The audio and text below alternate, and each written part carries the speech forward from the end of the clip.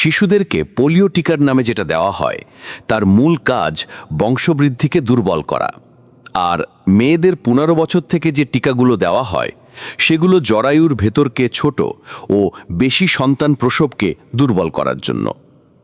আর caesar হচ্ছে তাদের ষড়যন্ত্রের চূড়ান্ত সফলতা। এই লক্ষ্যে এরা কয়েকটি ধাপে কাজ করে থাকে। 1. ছোটবেলায় পোলিও টিকা। 2. 9 থেকে 14 বছরের টিকার মাধ্যমে জরায়ুর ভেতর ছোট ও বেশি সন্তানদানে অক্ষম করা। 3.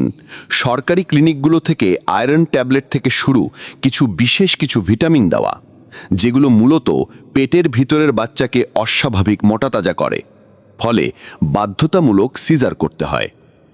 আর সিজারের মাধ্যমে বেশি সন্তানের জন্মদান অসম্ভব। ব্যাস, মিশন সাকসেস। বর্তমানে দুগ্ধপোষ্য শিশুর মায়েদের দুধ স্বল্পতার মূল কারণ জন্ম নিয়ন্ত্রণের বড়ি বা ট্যাবলেট। মহিলাদের দুধের সম্পর্ক প্রেগনেন্ট হওয়ার সঙ্গে, এটা আরেকটার সাথে অঙ্গাঙ্গিভাবে।